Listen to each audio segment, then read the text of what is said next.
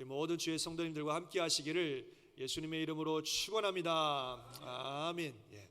자, 오늘 로마서 15장 14절에서 33절 말씀 중심으로 서바나로 가리라 한번 같이 읽어볼까요? 시작. 서바나로 가리라. 예, 이런 제목으로 말씀을 듣겠습니다. 지난 1월부터 시작된 로마서의 말씀이 이제는 거의 이제 끝이 보입니다. 그래서 바울이 로마에 있는 성도들에게 준 편지인 로마서가 이제는 마무리되고 있습니다. 그동안 1장에서 8장까지는 복음이 무엇인지 설명을 해주었고 9장부터 11장까지는 유대인들을 향한 하나님의 계획이 무엇인지 설명해 주었고 또 12장부터 지난 15장 13절까지는 그리스도인의 삶에 대한 이야기들을 쭉 했습니다. 이제 로마서를 마무리하면서 사도 바울이 자신이 앞으로 가지고 있는 자신의 계획 이것을 나누고 또 로마인 성도들에게 기도해 달라고 하는 기도의 부탁을 하는 내용이 바로 그런 내용입니다. 이런 이야기를 하면서 먼저 그는 지금까지 하나님이 놀라운 역사 가운데 자신의 삶에 이루셨던 그런 하나님의 역사를 자랑하고 있습니다. 자기 자신을 자랑하는 게 아니라 그를 통해 역사하셨던 하나님, 성령님 그분을 자랑하는 것입니다. 한번 같이 읽어볼까요? 시작. 그러므로 내가 그리스도 예수 안에서 하나님의 일에 대하여 자랑하는 것이 있거니와 그리스도께서 이방인들을 순종하게 하기 위하여 나를 통하여 역사하신 것 외에는 내가 감히 말하지 아니하노라. 네, 하나님의 역사를 자랑합니다. 그러면서 뭐라고 말하냐면 그 이름 말과 행위로 표적과 기사와 능력으로 성령의 능력으로 이루어졌으며 그리하여 내가 예루살렘으로부터 두루 행하여 일루리곤까지 그리스도의 복음을 편만하게 전하노라 그랬습니다. 참 여러 가지 반대도 많았고 또 위험한 일도 많았지만 성령님께서 놀라운 능력으로 역사해 주셔서 주님의 복음을 전할 수 있었다는 거죠. 그래서 예루살렘으로부터 시작해서 일루리곤에 이르기까지 편만하게 주님의 복음을 전했다. 그렇게 이야기를 하고 있습니다. 지도를 보시면 여기가 이제 예루살렘입니다. 예루살렘이고 여기를 일루리곤이라고 그럽니다. 그래서 예루살렘을 시작해서 아시아, 유럽 전체 다 그리고 일루리곤에 이르기까지 바로 로마의 옆에까지 그가 복음을 그냥 편만하게 전했다. 이렇게 이야기를 하고 있습니다. 그리고 이제 로마로 가는 거죠. 로마. 당시의 로마는 세상의 중심이죠. 그래서 모든 길이 로마로 통했다라는 말이 나올 만큼 로마는 세상의 중심인데 바로 그 세상의 중심인 로마로 가자는 겁니다. 그래서 로마에 가서 복음을 전하겠다고 하는 그의 비전을 밝힙니다. 참 로마에서 복음을 전한다는 것은 굉장히 중요하고 의미 있는 일이죠. 그런데 더 놀라운 사실은 바울은 거기서 끝나는 게 아니라 로마에서 끝나는 게 아니라 서바나까지 가겠다 그럽니다. 이 서바나는 스페인을 말하는 것입니다. 당시 사람들이 생각할 때 세상의 끝이에요. 아메리카 대륙은 아직 모르고 그래서 유럽의 세상 끝이 이 서바나인데 거기까지 가겠다는 거죠. 그래서 그는 말하기를 이제는 이 지방에 일할 곳이 없고 여러 해 전부터 서바나로 갈 때에 너에게 가기를 바라고 있었으니 그 자기는 스페인까지 가길 원한다. 이렇게 그의 비전을 밝히고 있습니다. 그런데 그가 스페인으로 가기 전에 한 가지 할 일이 더 있습니다. 그거는 예루살렘으로 가는 거예요. 왜냐하면 예루살렘에 엄청난 기근이 들어서 많은 사람들이 고통을 당하고 특별히 성도들이 너무너무 힘들어하고 있습니다. 그래서 많은 유럽에 있는 교회들이 그 예루살렘 교회를 위해서 구제연금을 모아주었어요. 그래서 그거를 다 받아가지고 그것을 예루살렘에 전달하는 일을 먼저 하려고 하는 것입니다. 그래서 예루살렘에 가서 그 구제연금을 전달하고 그리고 나서 로마를 방문해서 그리고 나서 서바나까지 가겠다. 이게 이제 바울의 계획인 겁니다. 한번 다시 한번 읽어볼까요? 시작. 그러므로 내가 이 일을 마치고 이 열매를 그들에게 확증한 후에 너희에게 들렀다가 서바나로 가리라.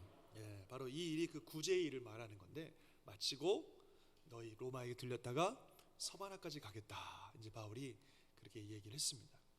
뭐 우리가 이렇게 읽으니까 그런가 보다 예루살렘 갔구나 로마로 해서 서바나로 가나 보다 이렇게 생각하겠지만요 이게 정말 어마어마한 노력과 희생과 고생을 자초하는 그런 여정입니다.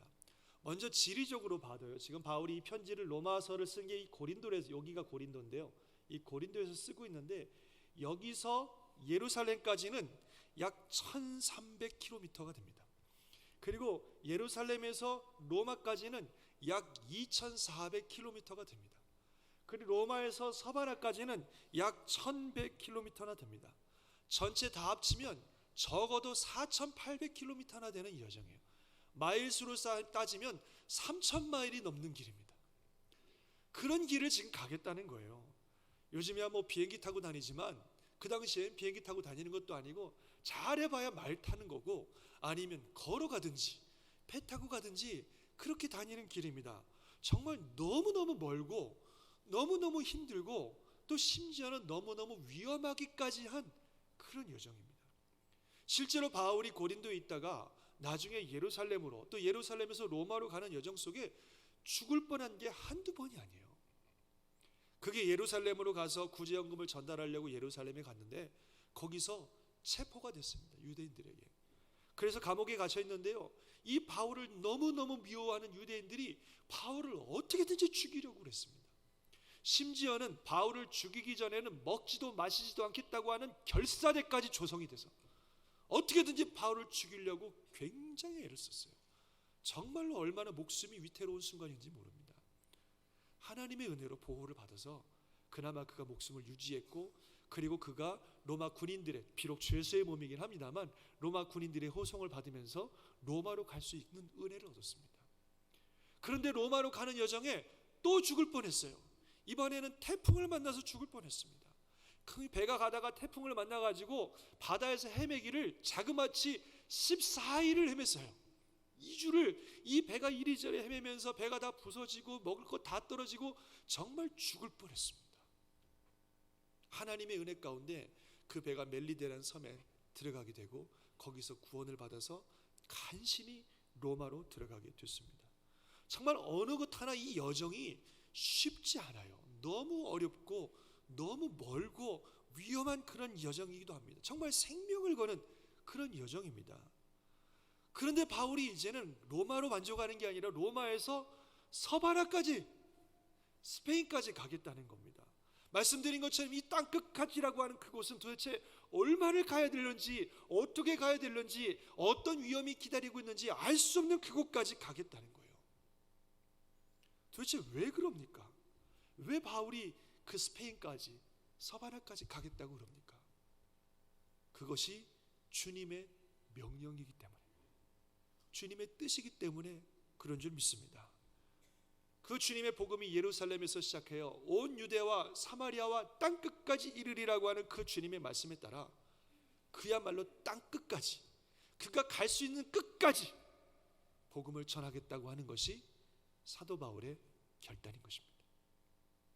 그리고 그 일을 했을까요? 안 했을까요? 했어요. 그는 죽을 고비가 있었지만 하나님의 은혜로 로마에 도착했습니다. 예루살렘에 갔다가 그렇지만 바로 또 체포가 돼서 가택연금이라고 하는 형식으로 감옥에 2년 동안 갇혀 있었습니다. 갇혀 있으면서 방문하는 사람들에게 복음을 전하고 영혼들을 돌보는 일을 했습니다. 그 2년 후에 하나님의 은혜로 풀려났습니다. 풀려나고서는요 학자들의 말에 의하면 그는 서바나로 갔다는 거예요. 스페인으로. 거기 가서 2년 동안 머물면서 선교를 했다는 것입니다. 로마의 감독이 클레멘트라는 감독이 이런 글을 썼어요. 바울은 동방과 서방의 복음을 전하며 전 세계 의를 가르치며 서방 경계에 이르렀다. 이렇게 기록하고 있습니다. 이 서방 경계라가 바로 이 스페인 서바나를 말하는 겁니다. 이렇게 바울은 당시의 땅끝이라고 알려진 그 서바나 스페인까지 가서 복음을 전했고 그리고 2년 동안 선교한 후에 다시 돌아와서 로마를 방문했다가 거기서 또 체포가 돼서 순교를 당했습니다. 그게 바울의 인생이에요.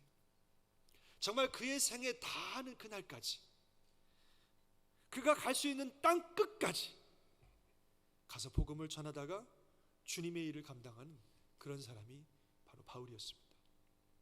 그리고 이제 그가 남은 인생, 이 땅에서 남은 인생이 며칠 남지 않았다고 하는 것을 알았을 때에 그는 디모데후서에서 이렇게 담대하게 고백합니다. 같이 한번 읽어보겠습니다. 시작. 나는 선한 싸움을 싸우고 나의 달려갈 길을 마치고 믿음을 지켰으니 이제 후로는 나를 위하여 의의 면류관이 예비되었으므로 주 곧 의로우신 재판장이 그날에 내게 주실 것이며 내게만 아니라 주의 나타나심을 사모하는 모든 자에게도니라. 아멘. 사랑하는 성도 여러분, 이게 그리스도인의 삶이고 이것이 교회의 모습이 되어야 됩니다. 우리의 사명이 언제까지인가 하면요, 생명 다하는 날까지입니다. 아멘 하시기 바랍니다. 우리의 사명이 어디까지인가 하면요, 땅 끝까지입니다. 따라해 봅시다. 생명 다하는 날까지,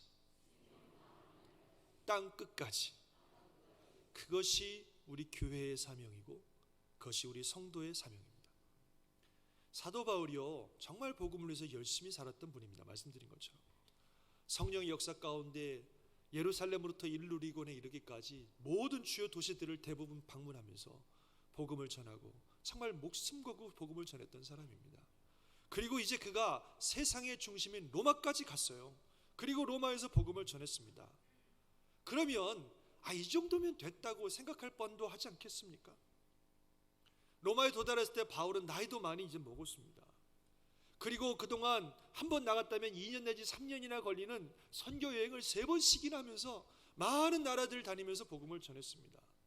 그리고 5년 가까운 기간 동안 감옥 생활도 계속했어요. 몸도 지치고 여러 가지 면에서 많이 피곤한 그런 상황입니다. 그러면 하나님 이쯤 했으면 이제 됐지 않았습니까? 세상의 중심이 로마까지 왔는데 여기서 복음 전하면 온 세상에 다 갈 거니까 여기까지 왔으면 되지 않았습니까? 이제는 충분하지 않습니까? 이제 좀 쉬어도 되지 않겠습니까? 뭐 그렇게 얘기할 법도 싶은데 그게 아닌 거예요. 아직도 복음을 전해야 될 곳이 남아있다면 여기서 멈추지 않고 땅끝까지, 서바나까지 가겠다는 거예요. 땅끝까지. 그리고 결국 거기까지 갔어요. 그리고 그의 생에 다하는 그날까지 복음을 전하며 주님의 사명 감당하다가 그리고 주님 부르심을 받아서 주님께로 갔습니다. 이게 성도의 모습입니다. 그렇게 끝까지 모든 것을 다 마친 후에 인생 마지막 순간에 고백할 수 있는 말이, 나는 선한 싸움을 싸웠고 나의 달려갈 길을 마쳤고 믿음을 지켰으니 이제부로는 나를 위하여 의의 면류관, 영광스러운 면류관이 예비되었노라. 이렇게 말할 수 있는 것입니다. 이런 삶, 이런 고백이 저와 여러분의 삶이요 고백이 될 수 있기를 주의 이름으로 축원합니다. 언제까지라고요? 생명 다하는 그날까지. 어디까지라고요? 땅끝까지. 그게 교회의 사명이고 우리 성도들의 사명입니다. 우리 교회는 정말 주님 오시는 그날까지 복음 전하는 사명을 감당하는 그런 교회가 되어야 될 줄 믿습니다. 우리가 잘 알듯이 유럽의 많은 교회들이 이 사명 놓쳐가지고 교회가 문을 닫아버리고 교회가 술집으로 변하고 이슬람 사원으로 변하고 그런 것들을 우리가 안타깝게 보고 있습니다. 교회가 복음 전하는 사명을 놓쳐버리면 그렇게 됩니다. 주님 오시는 날까지 존재할 수가 없어요. 우리 교회는 절대로 그렇게 되지 않기를 바랍니다. 정말 주님 오시는 그날까지 열심히 복음 전하는 사명을 감당하는 그런 교회가 되어서 정말 주님 오시는 그날까지 사명을 끝까지 감당하는 그런 교회가 될 수 있기를 바랍니다. 그리고 우리 교회는 땅끝까지 가야 됩니다. 물론 잔스크릭이라고 하는 이 도시에 세워져서 이 지역을 섬기고 또 이 지역의 복음을 전하고 또 우리 다음 세대들을 섬기는 그런 교회가 되어야 되지만 절대로 거기에 머물러 있어서는 안 됩니다. 우리 교회는 복음이 땅끝까지 이르도록 복음을 땅끝까지 전하는 그런 교회가 되어야 됩니다. 주님이 원하시면 어디든지 가야 돼요. 가야 되면 직접 가고 아니면 기도하고 선교사님들을 후원하고 어떻게든지 주님의 복음이 필요한 곳이라면 어디든지 가리지 아니하고 땅끝이라도 복음을 전하고 그 사명을 감당하는 교회가 되어야 됩니다.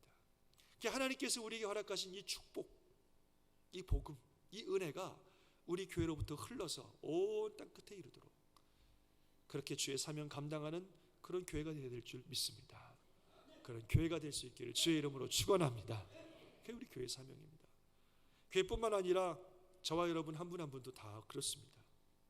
우리에게 주신 사명, 생명 다하는 그날까지 땅끝까지 끝까지 감당하는 그런 성도가 되셔야 됩니다. 주님의 사명을 감당하는 일에는 이 정도면 충분하죠. 그만큼 했으면 됐죠. 뭐 얼마나 뭘 더 하라고요. 그런 거 없어요. 주님 사명 감당하는 일에는 언제까지요? 생명 다하는 날까지. 어디까지요? 끝까지. 땅끝까지. 여기까지 했으면 됐죠. 아니요, 끝까지 가는 겁니다. 내 생명 다하는 날까지 주를 섬기는 것이고, 아직도 복음을 들어야 될 사람이 있다면, 아직도 사명이 남아있다면 그 끝까지 가는 게, 그게 주를 믿는 성도들의 삶의 모습입니다. 그래서 사명 감당에는 은퇴가 없습니다. 할렐루야. 은퇴가 없어요. 세상 일은 충분히 하시면 은퇴하시고 은퇴하셔야 되겠습니다만, 주님의 일을 감당하는 일에는 은퇴가 없습니다. 그 전에 어르신들에게 말씀드린 적이 있는데, 영어로 은퇴를 리타이어라고 하죠. 리타이어. 이 리타이어가 어떤 뜻이라 그랬어요? 리타이어. 타이어 다시 갈아 끼우는 거다, 이렇게 말씀드렸죠. 리타이어. 지금까지 열심히 생업에 힘쓰셨는데 이제 생업으로부터 은퇴하시면 타이어 갈아 끼시고 이제는 주님만을 위해서 본격적으로 살아가야 될 때가 된 줄 믿습니다. 그게 리타이어입니다. 그게. 힘이 없어서 못하신다고요? 아니요. 우리 생명 다하는 날까지 우리 끝까지 사명 감당하는 겁니다. 몸으로 어려우시면 기도라도 하시는 거죠. 기도를 하도라고 말씀드려서 죄송합니다. 기도하셔야 되는 겁니다. 그런 이야기가 있습니다. 부흥사 무디 목사님이 어느 날 너무 많이 힘들고 피곤해서 휴가를 떠나셨어요. 그분이 이제 미국에 계시는, 주로 미국 시카고를 중심으로 주로 사역하셨는데, 아무도 모르는 곳에 가서 휴가하고 싶어서 저 영국의 스코틀랜드의 한 작은 마을로 휴가를 떠나셨습니다. 거기에는 나를 아는 사람이 아무도 없겠지. 그러고 거기를 가셨어요. 근데 그 작은 마을에 갔는데 거기서 이 목사님을 알아보는 사람이 있는 거예요. 그래서 목사님 여기 오셨냐고, 오늘 저녁 우리 교회 와서 말씀 전해달라고, 설교해달라고 그러는 거예요. 목사님이고 설교자인데 또 설교해달라는데 노할 수가 없잖아요. 그래서 할 수 없이 그날 밤 그 작은 교회에 가서 설교를 했어요. 근데 막 놀라운 역사가 일어나는 겁니다. 막 사람들이 회개하고 주께 돌아오고 굉장한 일들이 일어났어요. 그 다음에 또 해달라는 건데, 내일. 그래갖고 그 다음 날도 또 설교했는데요, 또 막 놀라운 역사가 일어나고 막 회개하고 사람들이 주께 돌아오고 막 굉장했습니다. 그래갖고 계속 해갖고 주일까지 그냥 생각지도 않은 부흥회를 해버렸습니다. 그러면서 뭐 엄청난 부흥이 일어났습니다. 막 마을 전체가 큰 기쁨이 가득하고 이 교회가 그냥 너무 감격스러운 그런 놀라운 역사가 일어났습니다. 그런데 정작 이 무디 목사님은 이맛살을 막 찌푸리면서 뭔가 상념에 빠져 있었어요. 그러니까 그 지역의 목사님이 무디 목사님에게 물어보는 거죠. 아니 목사님 왜 그러세요? 뭐 문제 있으세요? 걱정 있으세요? 왜 이렇게 심각한 표정을 하고 계십니까? 그때 목사님이 뭐라 그러시냐면, 이상해서 그래요.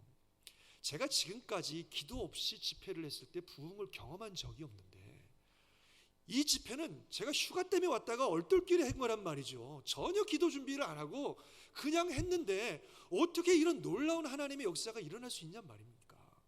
이 진짜 이상해요. 그랬더니 그 목사님이 이렇게 얘기하시는 거예요. 기도라고요? 그렇다면 이유를 알 것 같습니다. 우리 교회에 18년 전에 전신불수가 된 성도님이 계십니다. 근데 이분은 침대에 누워서 늘 기도하는 게 사명이십니다. 근데 이분이 10년 전에 무디 목사님이 그 잉글랜드의 옥스퍼드 대학에 가서 대학생들에게 복음을 전했더니 많은 대학생들이 회개하고 주께 돌아왔다는 그 얘기를 듣고 그날부터 지금까지 단 하루도 빠지지 않고, 하나님 무디 목사님이 우리 교회 오게 해주세요. 하나님 무디 목사님이 우리 교회 와서 설교해 주게 해주세요.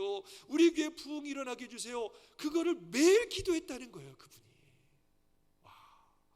그 목사님이 그 얘기를 듣고 너무 감동을 받은 거죠. 그래서 그분을 찾아가 봤어요. 그 전신불수가 된 성도님을. 근데 깜짝 놀랐답니다. 들어가자마자 그 방 안에 하나님의 영광이 가득한 것을 보았다는 거예요. 몸이 불편하고 나는 아무것도 할 수 없어요. 그래도 주님의 나라를 위해서 해야 될 일이 여전히 있는 겁니다. 주님의 교회의 부흥을 위해서, 하나님의 나라를 위해서 기도하는 일들을 하면 하나님이 역사하시는 겁니다. 나는 가진 것도 없고 능력도 없어요. 그렇지 않아요. 이번 주에 드러난 간증인데요, 전영순 집사님이라는 분이 계십니다. 이분이 가난한 가정에 태어나셨고 공부도 못하셨고 정말 가진 게 없는 그런 분입니다.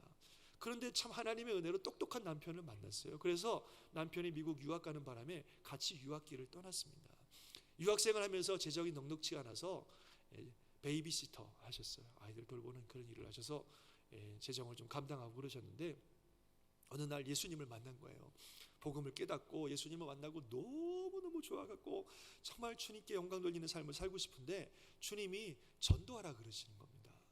그런데 이분이 생각할 때 내가 어떻게 전도해요? 그 주변의 이웃들은 다 똑똑한 박사님들이고 박사 부인들이고 다 그래요. 그래가지고 다 공부도 많이 하시고 똑똑한 분들이고 돈도 많은 분인데 나는 공부도 못했고 나는 돈도 없어가지고 베이비시터하고 이러고 있는데 내가 어떻게 전도해요? 그랬더니 그래도 하라는 거예요.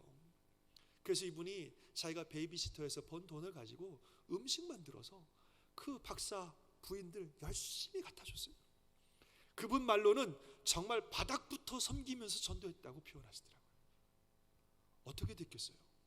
정말 많은 분들이 예수 믿고 돌아오는 놀라운 역사가 있었다 하는 그런 간증을 들었습니다. 정말 우리가 어떤 상황에 처해 있든지 몸이 불편하든 가진 것이 없든 우리가 이 땅을 살아가는 한 우리의 사명은 끝나지 않았습니다. 끝까지 가야 됩니다. 물론 사명 감당하는 모습은 달라질 수 있겠죠. 육신의 컨디션이나 나의 삶의 컨디션이 바뀌면 내가 사명을 감당하는 모습은 달라질 수 있겠지만 그러나 복음을 전파하고 하나님의 나라를 위해서 산다고 하는 이 사명은 끝까지 가는 것입니다. 이 땅에 복음을 들어야 될 영혼이 남아있는 한, 내가 이 땅에 생명을 가지고 살아가고 있는 한 우리의 사명은 끝나지 않았습니다. 믿으시면 아멘 하시기 바랍니다. 너무 중요한 말씀입니다. 여러분 마태복음 25장에 보면 예수님이 천국은 이렇다 하는 많은 비유들을 하고 계시는데 그 중에 하나가 우리가 잘 아는 달란트 비유입니다. 어떤 주인이 먼 길을 떠나면서 종들을 불러다가 그 재능대로 각각 달란트를 주었습니다. 한 사람에게는 5달란트를 주고 한 사람에게는 2달란트를 주고 한 사람에게는 1달란트를 주었습니다. 그러면서 자기에게 주신 달란트를 가지고 열심히 일하라는 것이었어요. 주인은 떠났습니다. 5달란트 받은 사람은 그 5달란트를 가지고 열심히 일해서 5달란트를 더 남겼습니다. 2달란트 받은 사람은 그 2달란트를 가지고 열심히 일해서 2달란트를 더 남겼습니다. 그런데 이 1달란트 받은 사람은 땅에 묻어버렸습니다. 왜 그랬는지 모르겠어요. 나는 1달란트밖에 없는데 이까지 것 갖고 뭐 합니까? 내가 뭘 할 수 있겠습니까? 그러지 않았을까 싶습니다. 묻어버렸어요. 아무것도 안 했습니다. 얼마 후에 나중에 주인이 돌아와서 그 주인이 종들에게 준 달란트를 가지고 무엇을 했는지 계산하십니다. 5달란트 받은 사람이 그 5달란트를 가지고 열심히 일해서 5달란트를 더 남겼을 거 보시고 우리 주인이 칭찬하시고 축복하셨습니다. 한번 읽어볼까요? 시작. 잘하였도다 착하고 충성된 종아, 내가 적은 일에 충성하였음에 내가 많은 것을 내게 맡기리니 내 주인의 즐거움에 참여할지어다. 축복해 주셨어요. 2달란트 받은 종이 2달란트를 가지고 2달란트를 더 남겼습니다. 그랬더니 축복하시기를 똑같이 한 글자도 틀리지 않고 똑같이 잘하였도다 착하고 충성된 종아, 내가 적은 일에 충성하였음에 내가 많은 것을 내게 맡기리니 내 주인의 즐거움에 참여할지어다. 똑같이 칭찬하셨어요. 자기에게 주어진 것을 가지고 그것이 많든 적든 크든 작든 내게 주어진 상황 속에서 최선을 다해 끝까지 섬긴 그 종들을 주인은 칭찬하시고 축복하시고 상급을 허락하셨습니다. 그런데 1달란트 받은 이 종, 아무것도 하지 않은 상황 핑계, 능력 핑계, 여러 가지 것들을 핑계대고 아무것도 하지 않은 이 종을 대하여 주인은 진노하셨습니다. 악하고 게으른 종이라고, 이 종을 바깥 어두운 데 내어 쫓으라고 그렇게 말씀하셨습니다. 사랑하는 성도 여러분, 우리는 반드시 주님 앞에 서게 됩니다. 우리에게 허락하신 이 삶, 우리에게 허락하신 이 시간, 재능과 많은 여건들을 가지고 어떻게 주를 위해서 살았는지 반드시 주님 앞에 서게 되고 평가받습니다. 그래서 우리에게 주신 이 시간과 이 삶을 주님의 나라와 주님의 뜻을 위해서 써야 됩니다. 일해야 됩니다. 끝까지 주님을 섬겨야 됩니다. 그래서 끝까지 주님을 섬기고 끝까지 그 사명 감당 다한 후에 우리 주님이 우리를 부르시면 그때 가서 우리는 바울처럼 자신 있게 얘기할 수 있는 거예요. 나는 선한 싸움을 잘 싸웠고 나의 달려갈 길을 잘 마쳤고 나는 믿음을 지켰노라. 그러므로 나를 위하여 의의 멸류관이 예비되었다고. 그렇게 우리는 말할 수 있는 것입니다. 그때 얘기할 수 있는 거예요. 그렇게 살았을 때 얘기할 수 있는 겁니다. 끝까지, 내 생명 다하는 그날까지, 내가 가야 할 땅 끝까지 그 사명 감당하며 나아갈 때에 이런 놀라운 축복이 임할 줄 믿습니다. 사랑하는 성도 여러분, 서반하러 가리라. 이것은 정말 끝까지, 땅 끝까지, 내 생명 다하는 그날까지 주님을 위해서 살겠다고 하는 바울의 결단이고 바울의 고백입니다. 우리 교회도 그렇고 저와 여러분 한 사람 한 사람도 그렇고 우리에게 주어진 우리의 서바나, 정말 땅 끝까지 내 생명 다하는 그날까지 주님을 섬기겠다라고 하는 그런 각오와 결단으로 살아갈 수 있기를 주님의 이름으로 축원합니다. 그래서 주님의 놀라운 이 복음이, 이 사랑이 우리로부터 흘러서 이 지역사회를 넘치고 다음 세대들에게 나아가고 온 열방에 주의 복음을 들어야 되고 주의 복음을 알아야 될 사람들에게 들려지고 알려져서 하나님의 나라가 이루어지는 놀라운 역사가 우리를 통해서, 우리 교회를 통해서, 저와 여러분을 통해서 이루어질 수 있기를 주의 이름으로 축원합니다. 먼 날 하나님 앞에 섰을 때 잘했다, 착하고 충성된 종아, 내가 적은 일에 충성하였으니 내가 많은 것으로 내게 맡기리니 내 주인의 즐거움에 참여할지어다. 이 말씀 꼭 들으시기를 주의 이름으로 축원합니다. 아멘. 기도하겠습니다.